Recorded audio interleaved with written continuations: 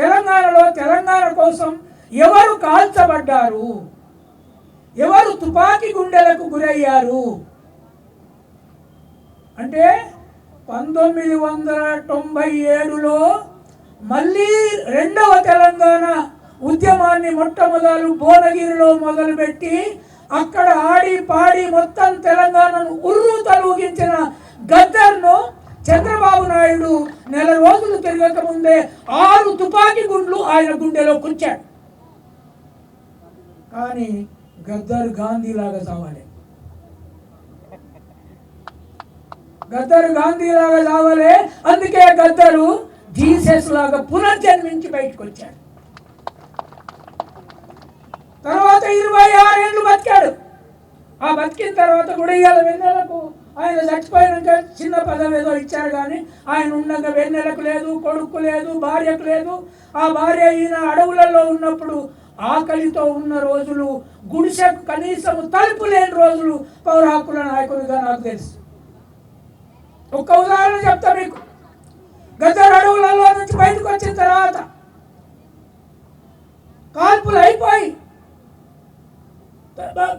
అడవులలో నుంచి నిజాం కాలేజీలో వేలాది మందిలో బయటకు వచ్చిన తర్వాత ఒక 3-4 ఏళ్ళ తర్వాత తల్లిని చూడడానికి గుడిసెకి వెళ్ళాడు.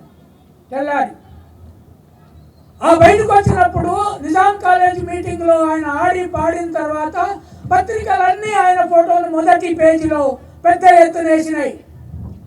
ఆయన తల్లి ముసలమ్మను పోయి గద్దర్ కలిశాడు. బిడ్డా, ఎన్ని రోజులకు వచ్చినవురా, ఏం తెచ్చినవురా అని అడిగింది. అడవిలోకి వచ్చిన గద్దర్ని, బిడ్డా ఎన్ని రోజులకు వచ్చినవురా, ఏం తెచ్చినవురా అని అడిగింది. అంటే ఈయన నేను చాలా పెద్ద పేరు తెచ్చినవ్వా నీకు అని చెప్పడానికి ఈనాడు పేటలో, ఈనాడు పెద్ద పేపర్ కదా, ఇవాళ మన మీటింగ్కు రాదు, అది వాళ్ళ మీటింగ్కే పోతే ఆనాడు గద్దర్కు మీ అవసరం కనుక మొదటి పేజీ నిండా వేసింది ఫోటో. ఆ ఫోటో తల్లికి చూపెడితే, బిడ్డ నాకు నీకు ఈ ఫోటో పువ్వ పెడతాదిరా, ఆకలితో చచ్చిన అని చెప్పింది. ఆకలితో చచ్చిన పువ్వ కావాలరా నాకు, ఎన్ని రోజులకు నాకు పువ్వ లేక ఏడ్చిన అని. అటువంటి గద్దరు 6 తూటాలు కడుపులో దిగితే ఇవాళ నిజాం హాస్పిటల్కు డైరెక్టర్గా ఉన్న బీరప్ప 5 తూటాలు కడుపు నుంచి తీసి 1 తూట బోన్లో వెనక భాగాన స్పైన్లో చిక్కుకొని ఉన్నది, దాన్ని తీస్తే నువ్వు చచ్చిపోతా ఉన్నాడు.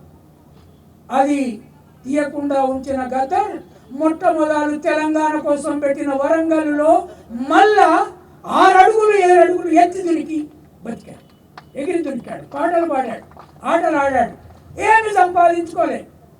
మళ్ళీ ఆఖరికి ఒకప్పుడు అంబేద్కర్ వాది, ఆ తర్వాత విప్లవవాది, ఆ తర్వాత ప్రజల కోసం తిరిగాడు, ఆడాడు, పాడాడు, శవాల మోసాడు, అసెంబ్లీకి వెళ్ళి కొట్లాడాడు, శవాలను మీరు తల్లిదండ్రులకు ఇచ్చేయాలి. తర్వాత చచ్చిపోయే ముందు ఇట్లా అయ్యేటట్లేదని కాంగ్రెస్కు దగ్గరయ్యాడు.